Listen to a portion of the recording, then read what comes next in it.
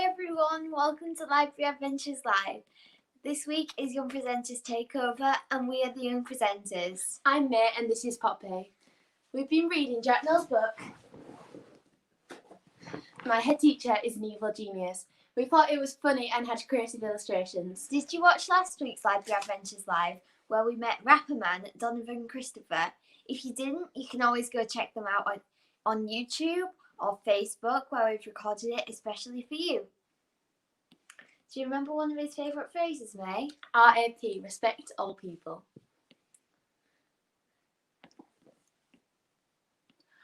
Today is a draw along, so make sure you've got your notebook or paper and a pen or pencil. Are you ready, Poppy?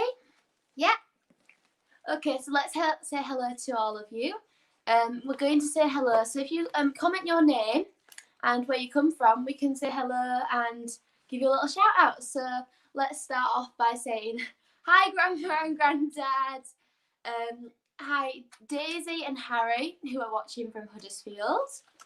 Hi to the Webbs who will be watching as well. Hi Grandma and Granddad again. Hi Kirsty and Sally. Can't think of anyone. Hi to everyone whose mum's encouraged to come and watch it.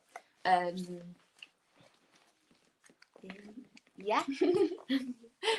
Just comment your name down below if you from who's coming, and we'll just give you a little shout out. Hi Kirsty and Sally, just written down below. Keep commenting.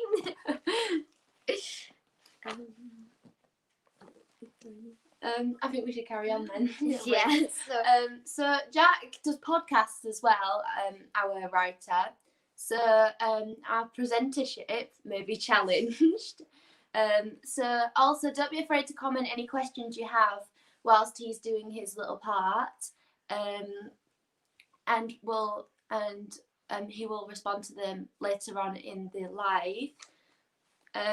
So just write down anything that piques your interest, something that's quite interesting, and anything that's really fab, and that might be like perk our interest as well. Anyway, we'll give Jack the screen now, and yeah. Hello. Hi. Hi, May and Poppy. Hi. And hi, May and Poppy's grandpa and granddad. Great to be here. Yeah, you too. We've read your book and we thought it was really fab. Yeah, that's so nice to hear. Thanks very much. It's only been out for about 2 weeks now, so not that many people have read it. So I really like it when people read it and say it's good. Yeah. Great, that's brilliant. It was so nice to be here on Young Person's Takeover. You're taking over the whole radio waves. It's brilliant. Yeah. And so, yeah, well, this is my book, everyone. It's called My Head Teacher's an Evil Genius. And it's all about a young girl called Thomasina, Tom, who's this one. And she's quite shy and she goes to a primary school and doesn't have that many friends and doesn't really feel very confident. And she's got braces and she's a bit just shy. She's shy. I was a bit shy when I was at school. I didn't have braces, but maybe I should have because my teeth, they're not that great. But something happens at her primary school when a new head teacher comes along. And it's this lady called Miss Fortune. And she seems really glamorous and exciting. Everyone's quite up for it. She's like a celebrity. She's got all these new big, fantastic show and stuff. And she brings in some new measures. But actually, she starts doing things which seem a bit more dodgy. And only Tom can work out what's happening because her braces mean that she can hear some of what the teachers are saying because they're using radio walkie-talkies. So it comes down to her actual braces, which is one of the reasons why she's shy, makes her much more confident and helps her to stop Miss Fortune's evil plan. Because well, it's in the title. It's a bit of a spoiler title. The head teacher, Misfortune, is an evil genius. If I share my screen now, I can talk a bit more about how it came to be. This is the cover in full. And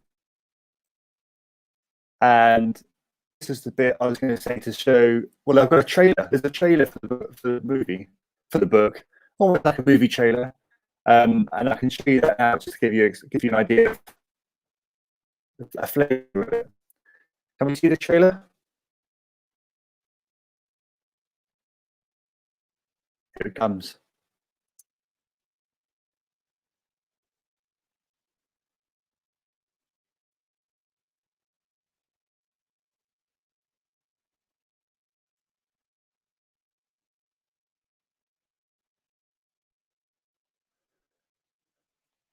So this is just a very short little video made using some of the pictures from the book, and it's got illustrations all the way through.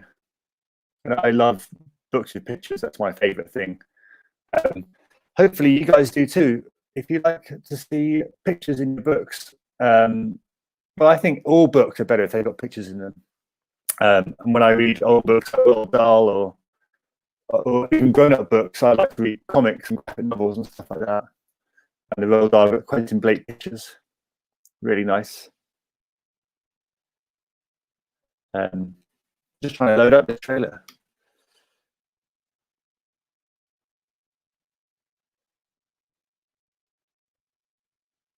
And if anyone who's watching has got some books that they like reading, which has got pictures inside, or a book which you think all the pictures really help it get better, this is a brand new book I just got.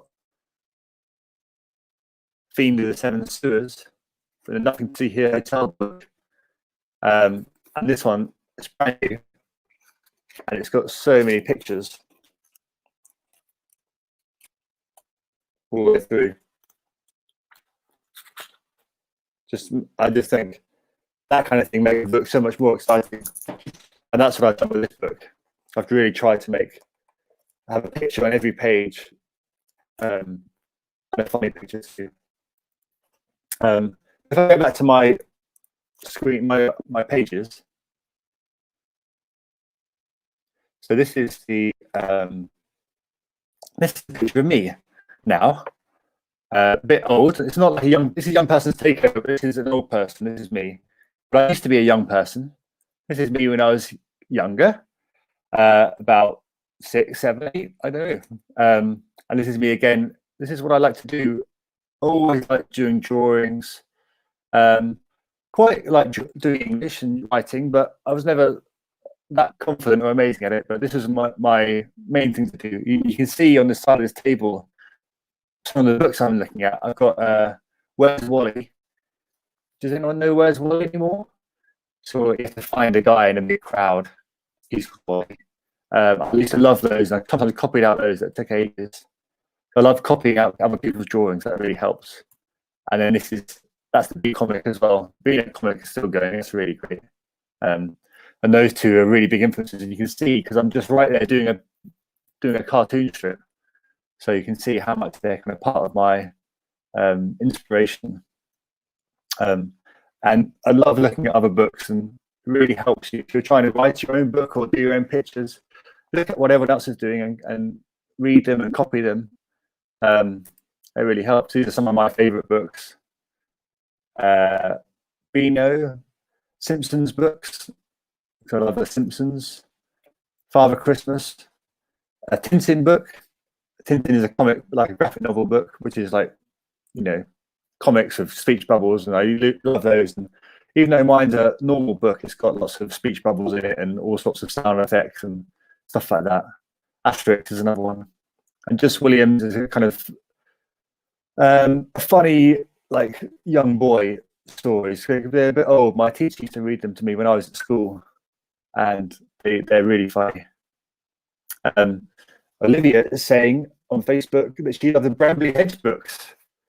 Yeah, well, they've got amazing drawings, and they've got lots of like little creatures crawling around in the undergrowth and picking out,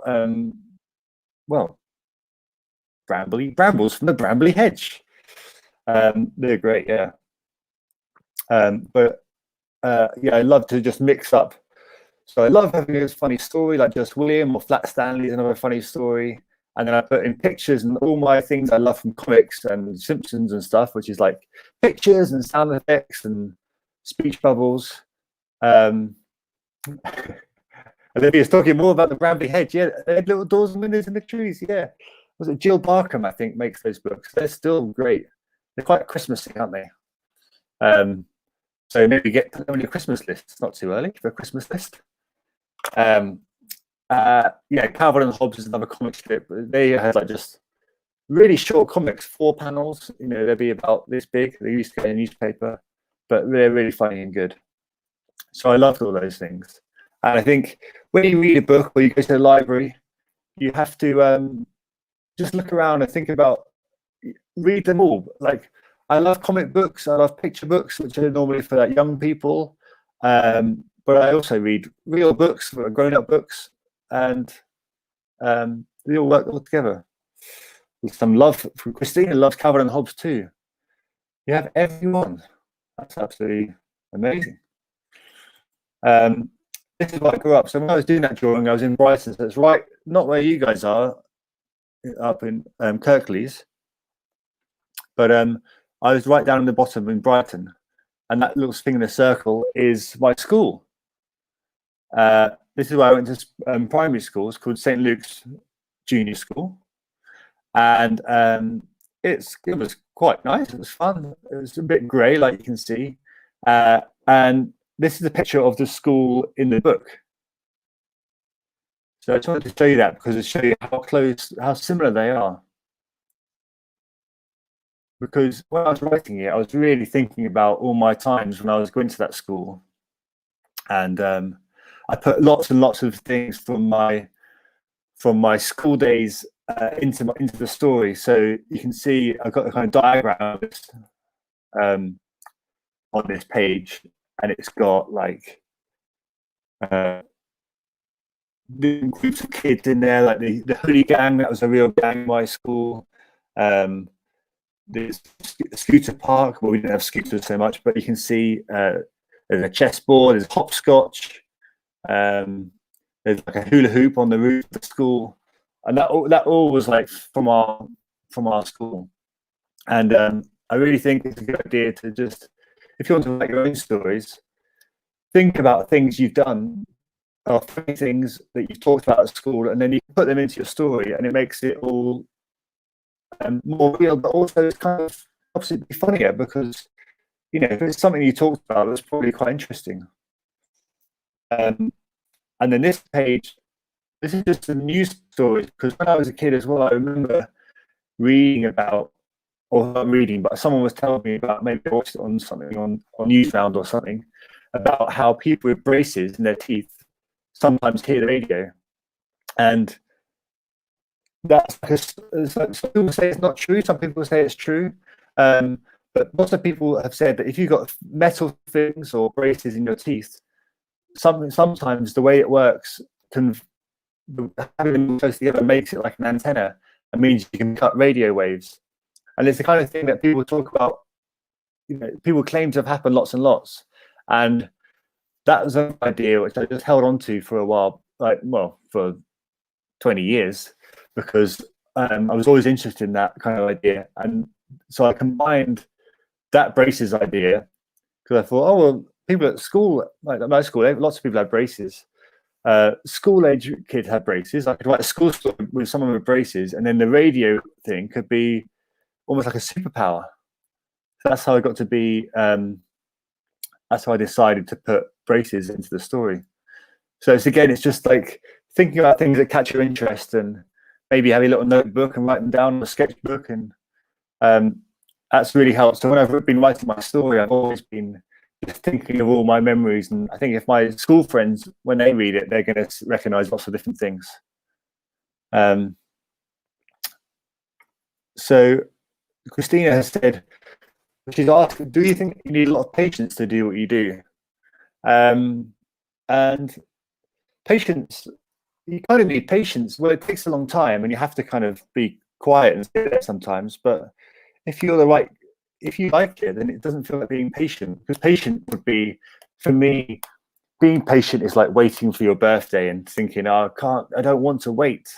And like you want to go away. But if you enjoy writing the story or doing the drawing, it doesn't feel like patience. It feels relaxing. Like I like doing colouring in, and I like doing puzzles, and I like playing Scrabble, and all those things take a long time. Doing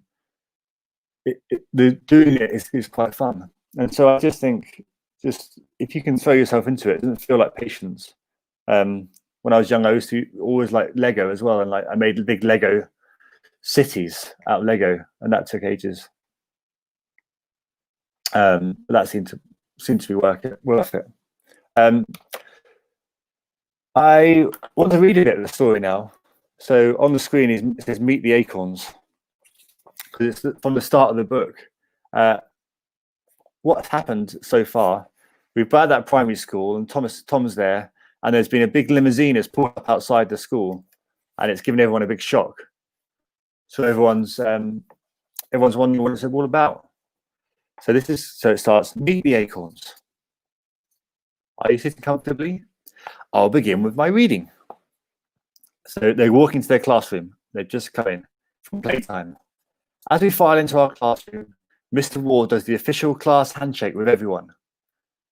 And then there's a special, they've got an acorn class handshake where they have to do. And some schools do this. Some teachers, cool teachers, have got their own handshake. I've seen it on YouTube. Fist bump, ladder fingers, jazz hands, high five, low five, chest bump, optional extra. Mr. Ward named us the acorns because he likes the way tiny nuts in real life can grow into big, strong oak trees. I don't know if I'll ever grow into a big, strong oak of a person. I quite fancy the beginning bit when you get buried deep in the cool, dark earth. Because she's so shy, poor Tom. On the first day of term, Mr. Ward made a big poster of an oak tree, and we all put our fingerprints on it to make the leaves. I like my seat because it's at the back. The nearest person to me is Harry Potter, and he's locked in a cage. It's fine though because he's a rodent. Hammy is our class hamster, and his full name is actually Hamilton, Ariana, McDonald's, McHamface, Yasqueen, Potter. The whole class named him together. So technically he's Hammy Potter. We normally just call him Hammy, though, to keep him grounded. We love Hammy. We did. My sister had a hamster called Hammy. In class, we learn about all sorts of things. Sometimes I think Mr. Ward just looks out the window and makes up his teaching thing as he goes along. In the past, we've done things like pigeons or chimneys. We once spent a whole term doing a special project about George, window cleaner. Today, we're learning about outer space. I take my seat and get out my science exercise book. Well, we're supposed to be learning about space. But before everyone has even finished sitting down, Nucky has his hand up. Mr. Ward, he calls out, who was in that limo? I don't know, Mr. Ward says. Several more hands are up in the air now. None of these questions about space, are they? Says Mr. Ward. Why have they come here? Says Adele. Is it a tech millionaire looking to adopt? Is it a Hollywood director looking for the next big star? Says Leona, fluttering her eyelashes and primping her hair. There are so many hot takes of who it could be. Is it a Hollywood legend? Is it your fancy European ruler? Is it a fancy European pencil sharpener? All right, said Mr. Ward, holding his hands up. Enough guesses, stop. I'm sure Mr. Hooper will tell us in time. It will be good news. It probably will be fine. What's that saying? When life gives you limos, make lemonade? Everyone is quiet for a moment. Maybe Tim Holmes has come back, says Sean. One time, Tim Holmes, who presents the weather on the local news, came to the school raffle. Please, said Mr. Ward, let's get back to space. He clapped his hands together like a pair of meat cymbals. I can see Tom has a science book out already. Tom, can you tell us what we were looking at last time? Oh, crumbs. I wasn't expecting that. Limelight, attention, and I know what's next. The panic, the hot tomato face. An unignorable silence sits in the air like a fart in a taxi. Flippin' heck, that stinks. Somebody open a window, please. Someone been in a taxi when someone's farted? An Uber? Oh my god. Oh, freaking peeking. I look up at Mr. Ward's big, expectant face.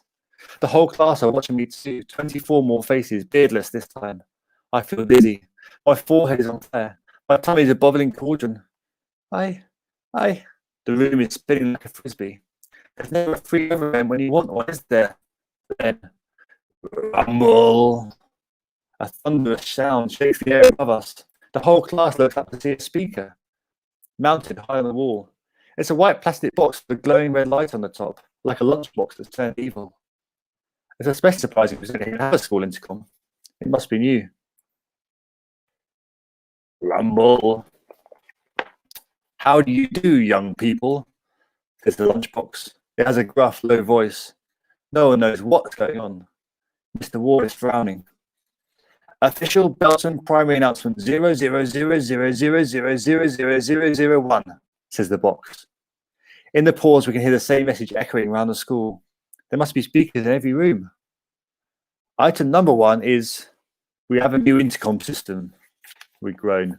Well, obviously, shouts Gary Walters. Item 2 is a message for Neil and Acorn class from his mother. It says, Neely babes, please don't worry about your itchy patch. I found a new cream we can try tonight after your bath. Neil groans and sinks into his chair as everyone around him tries to stifle their giggles. Item 3 is the headline news, says the voice. This is the big one. The voice is more excited now. We lean forward.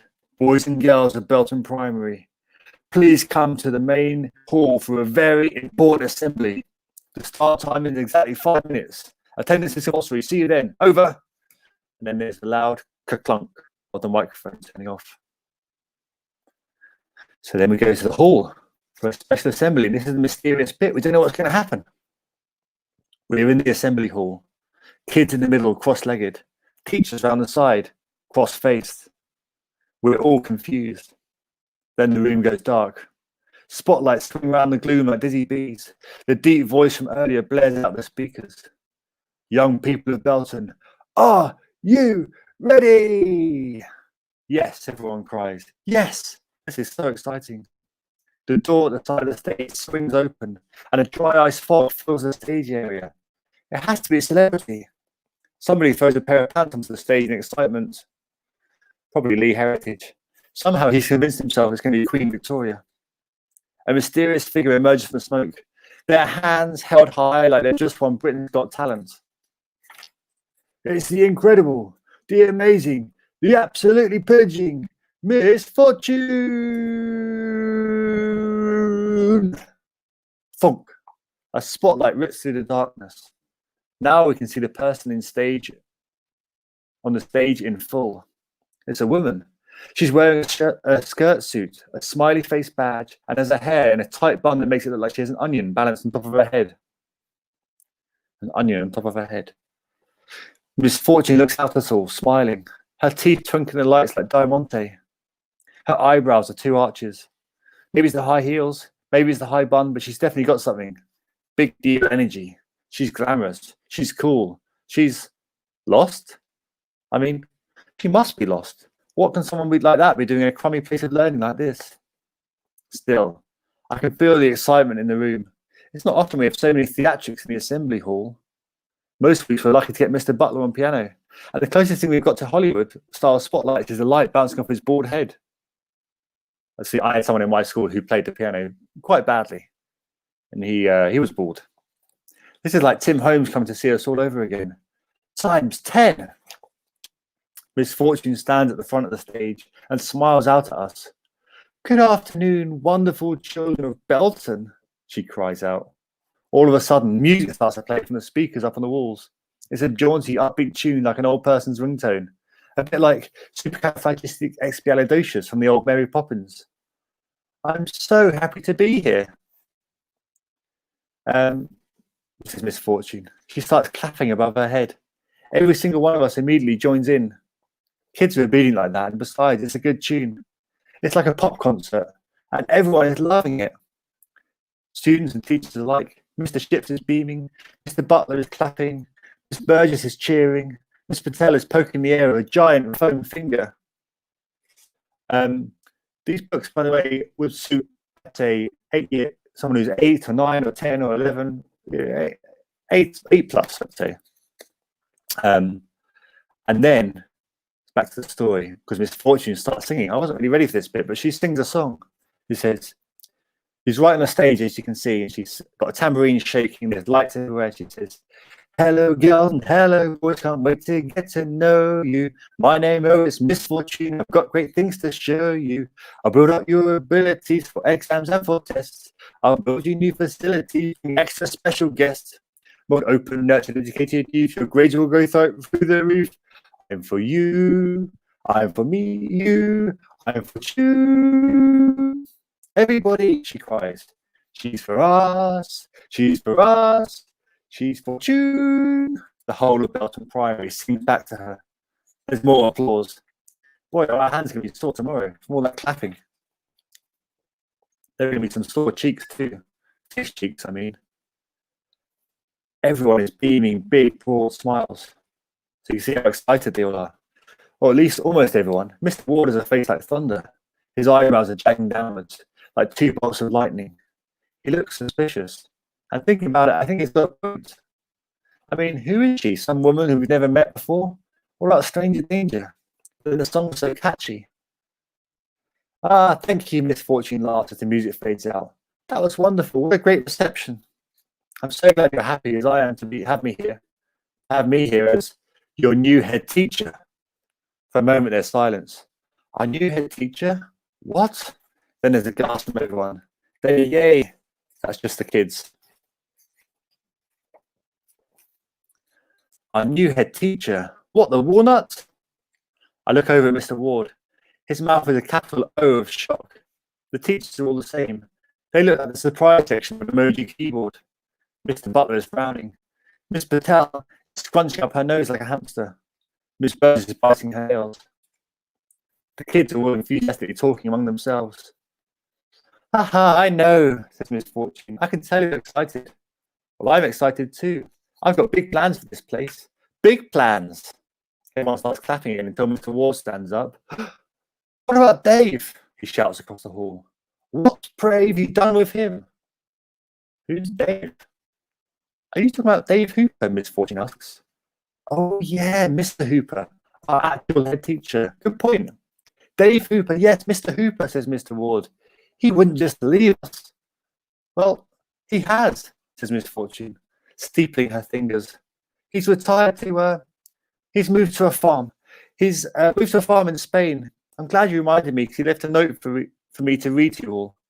She pulls out a piece of folded paper from her jacket pocket. "Dear students, colleagues, friends," he says, "I'm retiring and moving to a farm in Spain. So long, and thanks for all the good memories. Please don't try and contact me because my phone doesn't work in Spain. Just to be clear, I'm in Spain. Yours sincerely, Senor Hooper, ex-head teacher of Belton Primary." Miss Fortune folds the paper and puts it back in her pocket. "So as I was saying, I have big plans." "Retiring?" splutters Mr. Ward, still standing. "Spain? But he didn't say anything. I was his birthday barbecue last month. He made his own burgers. We were going to try and go to a car boot sale together this weekend." "Maybe it was a farewell barbecue," says Miss Fortune. But his Volvo's outside," wails Mr. Ward, getting a bit desperate now. "Is it? Oh, yes, I remember. He went by helicopter. It landed on the gym roof block at night time." And there's a joy of how it might have looked if he really did go to Spain in a helicopter, which maybe he did, but maybe he didn't. He's saying, "Hasta la vista, baby, goodbye." And he's saying goodbye to his wife and kids and his responsibilities, and he's going to Spain with a Spanish river. Oh, and I just saw another bit in the message she adds, pulling the paper back out of her pocket. He also says, "Please don't ask questions about any of this. That's my parting wish." So there you go. You heard the man. No further questions. That's what he wanted. Let's all say a big thank you and a safe helicopter flight for Mr. Hooper. "Thank you, Mr. Hooper," the whole hall of kids say in a sing-song without even thinking. I do it too. I can't help it. School kids are well trained like that. "Thank you, Dave," Mr. Ward says quietly before sinking back down into his chair. And then, quieter still, he adds, "Adios." So there you go. That's the bit where Miss Fortune arrives at the school, and think it's a good place to stop, because you see that's you get a good idea of how she arrives. Maybe I can take away my screen for a bit now. My shared screen can go away, or we leave it up. She arrives and she seems glamorous and exciting, but already you get a sense like, what's she really up to? Because she's acting like she's a celebrity. She's acting like someone who's won Britain's Got Talent. She's got like dry ice and she's got a big show. But what's happened to Mr. Hooper? We already had a head teacher, and then it doesn't really seem very realistic. Maybe he went to Spain in a helicopter, without mentioning it. But you can see some pictures. I've shown some of the pictures that go with the story, and I do love pictures and I love drawing. And I thought it'd be nice to draw some of the pictures from the book together. And it's almost more about character design than it is about drawing. That's what I'm really interested in, because the way you draw the characters can really help demonstrate the character. Amanda on Facebook, she really likes Harry Potter. Well, me too. I think Harry Potter is one of the standouts. I'm going to do some drawing with you guys. You see that? Every character, you kind of help to think about the shape of them and what they look like to kind of work with their character. So, well, the first one I started with was not Hammy, actually, it was Tom. Tom Ginger is very shy, and she's got her braces. So I thought, if you're shy, sometimes I think, what kind of haircut would she have? Maybe she'd want to cover her face a bit, because she doesn't like to be in the world too much. So when I draw Tom, I draw her fringe first, and I draw it like a curly W and a curly W. That's how I draw her kind of blobby hair. You see that, okay? And that's her face, and then she's got just a round face, and I leave gaps for the ears which poke out. So I've got lots of round shapes. This is like a letter C backwards. Inside of the ear. So I use lots of round shapes because she's quite, I want her to feel very round and make her feel quite soft and vulnerable. It's almost like a human version of a cushion. She's got a small nose. I do dots for eyes. And then, so if she was a happy character, I'd do her with a big smile. But because she's always shy, I could do a little line. But I'm going to show her having a kind of awkward face. She's got, so you can see her round teeth and round braces go. That's Tom. And then the top of her head, I just come all the way around like that. And then underneath her, coming around tuck behind her ears, I've got more these kind of round W type shapes.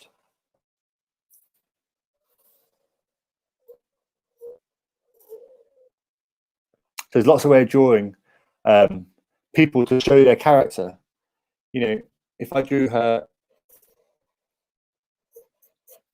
Thomasina and she looked, and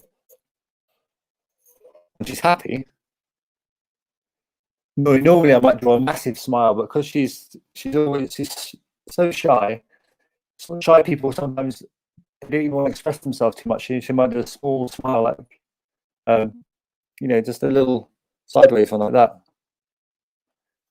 And but that's the way I use shapes and stuff to really emphasize the character.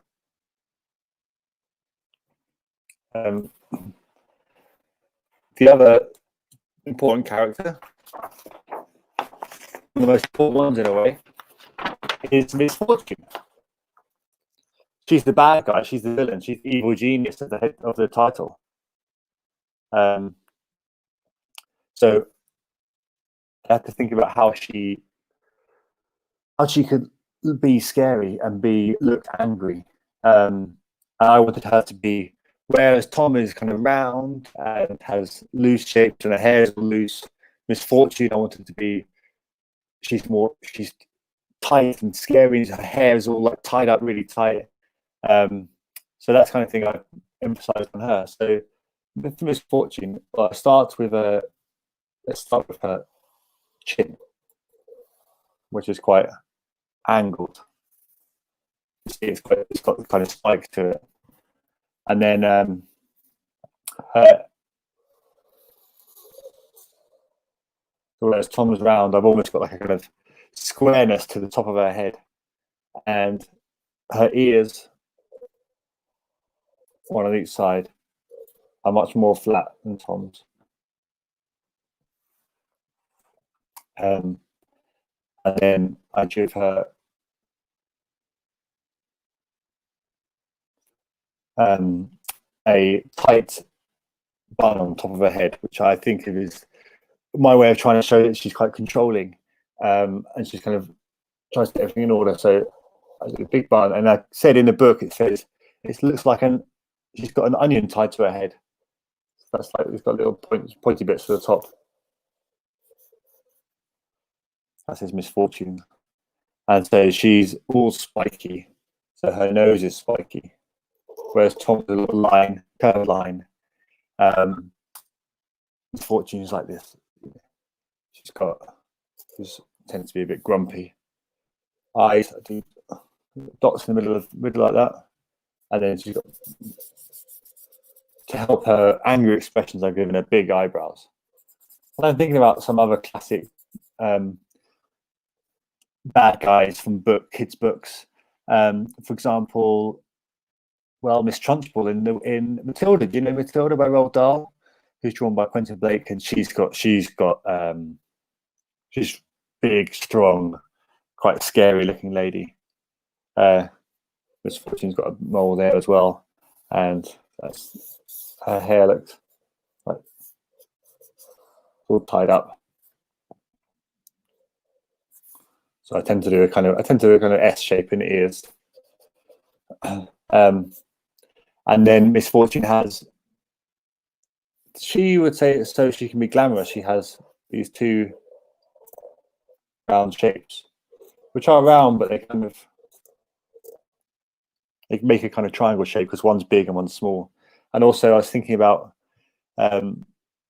trying to get one idea. I kind of gone away, but it's have like subtle kind of dollar signs kind of going, dollar sign is like that. She's obsessed with money. So I was thinking, a dollar sign is a bit like that. And then that's how I base the earrings, on that kind of shape. So when you're designing a character, I think it's really worth thinking about, how would they dress or how would they do their hair, or how would they do their makeup or whatever to make them to go with their character. So the process I can just draw again. I tend to do chin, the rest of the head shape, ears on the side. Eyes tend to always be kind of same for me, black dots.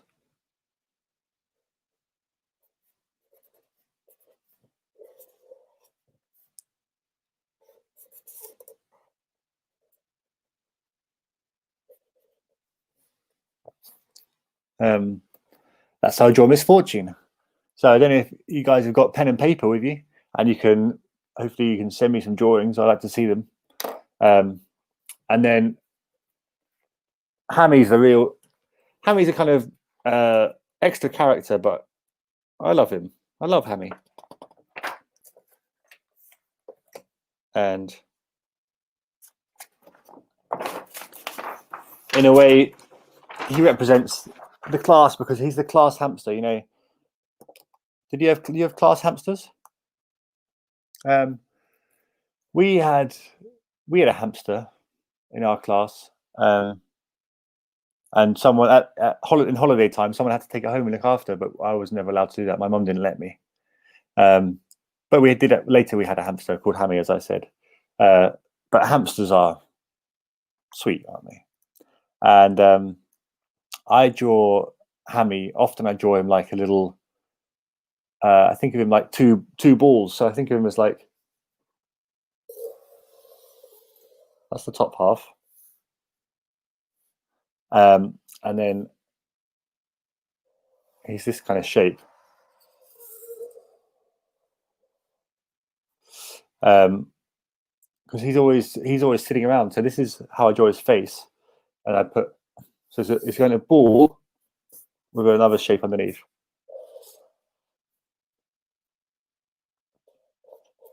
A lot of people's talking about their hamsters. Olivia had Harry, Harvey, and Bungle, and then used to make them race against Holly, who's her own hamster, when she took them home for weekends. Hamster racing. And Amanda had Bourneville White Sox. Was a hamster. Well, I don't know if that's a class hamster or a personal hamster. A personal hamster.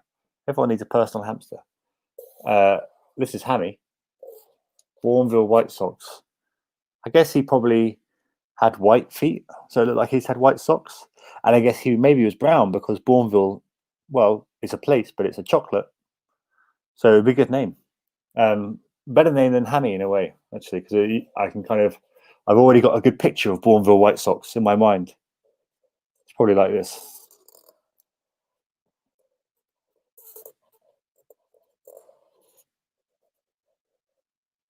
And then these are white socks. And then this is all brown.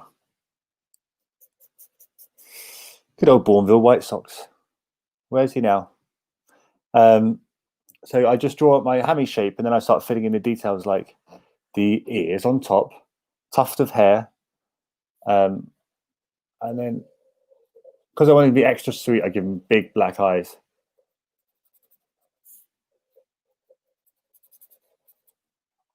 And hamsters' noses are like a letter V, right in the middle, and then they have a little line going down to their mouth, and then like that. And Hammy's got some food in his mouth because he loves pumpkin seeds. You know, I like pumpkin seeds. Sometimes, I mean, they're fine. I don't love them, but Hammy the hamster loves pumpkin seeds. So I draw him. He can be holding one. Maybe he should be eating a Bourneville, or even a Bourbon. You know, the Bourbon biscuits. But I prefer those. So he's holding this Bourbon biscuit. Lots of crumbs everywhere. He's got a little hand, just 3 fingers, and his feet just sticking up like that.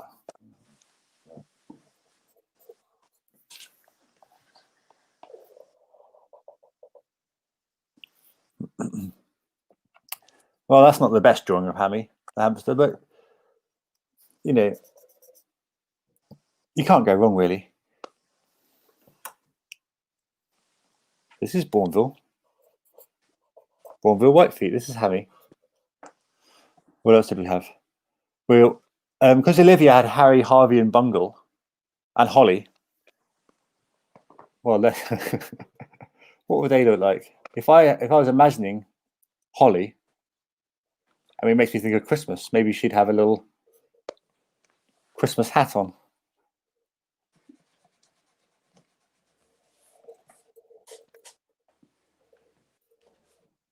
That's going to be Holly.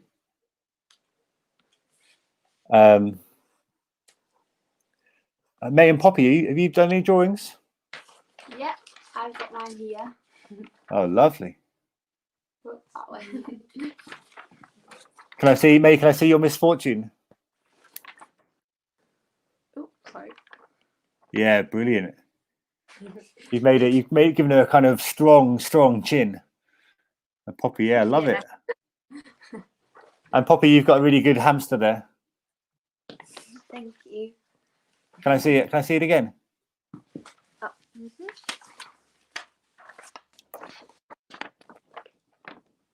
Ah, he's so sweet.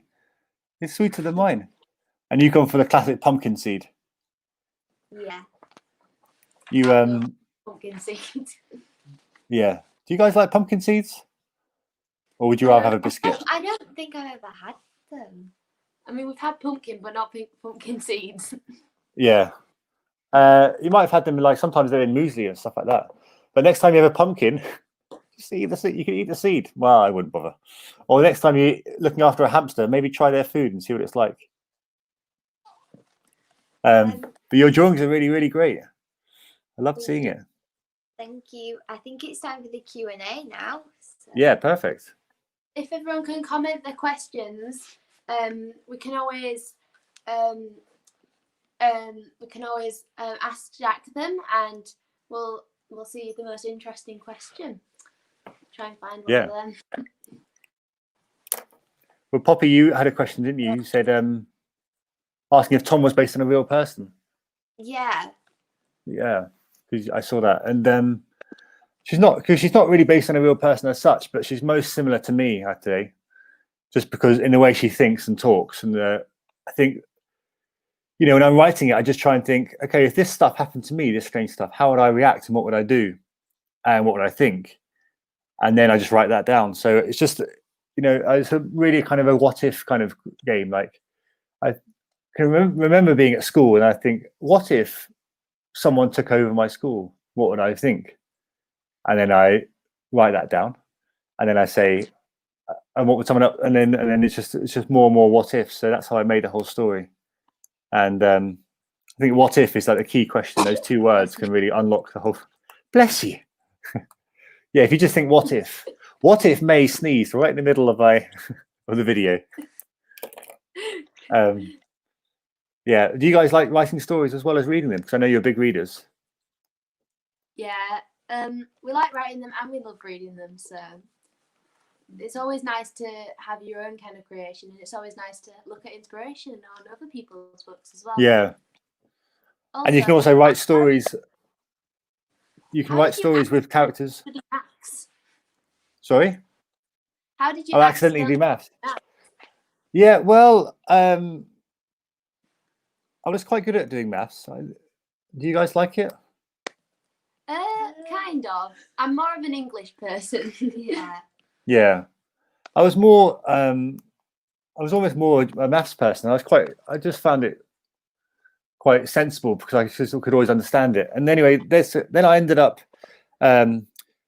studying maths, and I wanted to be a doctor. That's what happened. So I ended up doing lots of science A levels after GCSEs and stuff. I did science A levels, and then I worked in a hospital for a bit to test out how the experience, and I found it quite not as fun as I thought. So then I didn't really know what to do. And then they said, "Well, you've got this maths A level. Maybe you should carry on doing that if you don't mind it."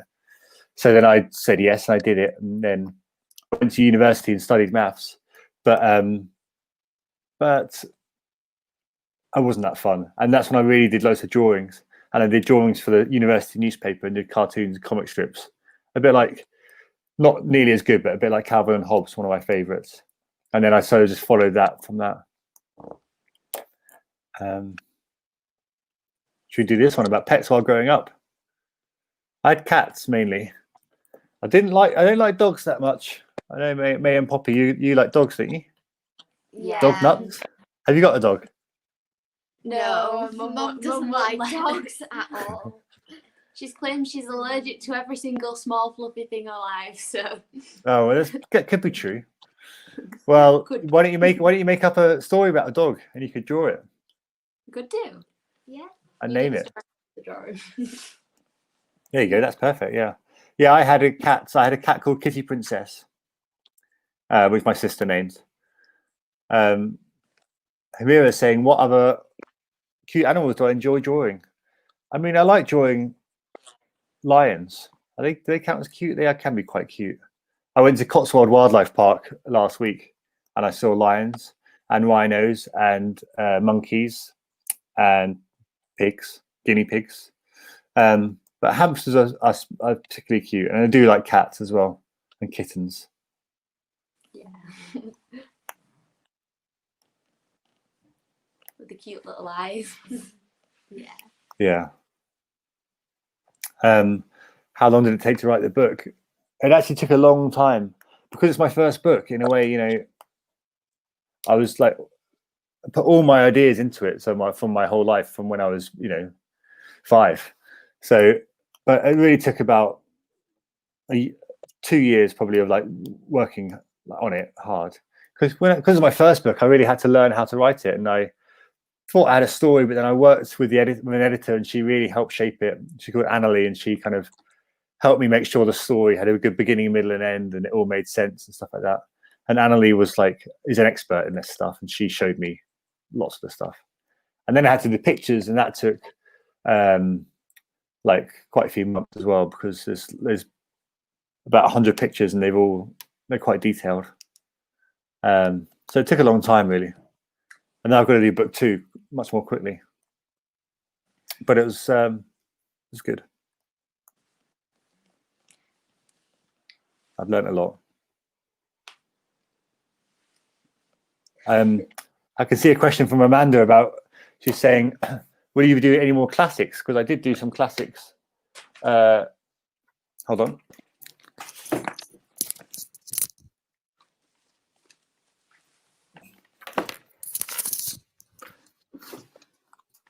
This is another thing I did recently, which is because I love these books of illustrations so much. Especially Tom Gates is one I think about a lot. Tom Gates is a really good one, and get it from the library. And the way that they use, or Liz Pichon for Tom Gates uses illustrations to make her stories really funny and clear. And I was just wondering if you could do that with a classic book. So this is Great Expectations, but with loads and loads of pictures. So it's a 150-year-old book, but it's quite hard to read to modern kids. But I've broken it all up and made it use like storyboard techniques and speech bubbles, and put in extra jokes to make it fun. So that one's out now, and then I'm doing Treasure Island next. I'm doing that at the moment, which is like, I'd never read it before, but it's a really great story. It's all about a treasure island, pirates and stuff, but it's where it all began. Like lots of the things like Long John Silver and Pieces of Eight and all that, and the parrot on the shoulder and X marks the spot, all comes from Treasure Island. So I really love reading it because all these pirate ideas, that's where it started. So, and the next I'm going to do a Sherlock Holmes one. What's the strangest inspiration you've ever got? Strangest inspiration.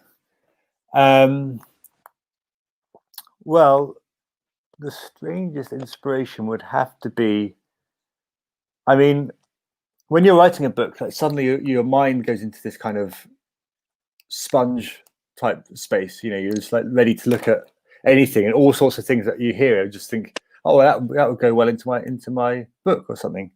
And often I will listen to pop songs, and then just the ideas in the words or something, I might just say, oh yeah, that would work well for me.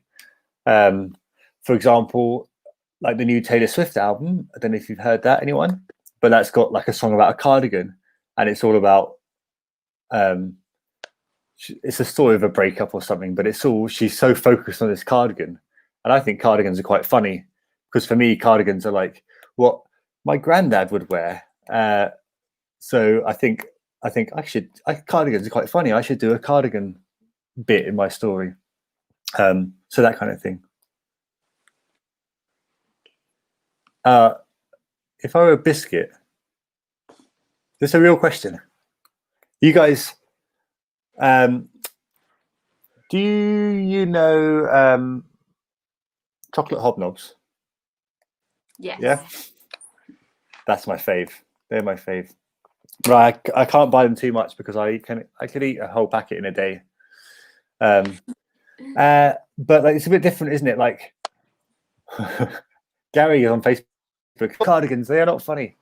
Oh, Gary, I'm afraid maybe they might be a bit funny. Or maybe the Taylor Swift song was about you, Gary, and your cardigan collection. But yeah, to be a biscuit, you'd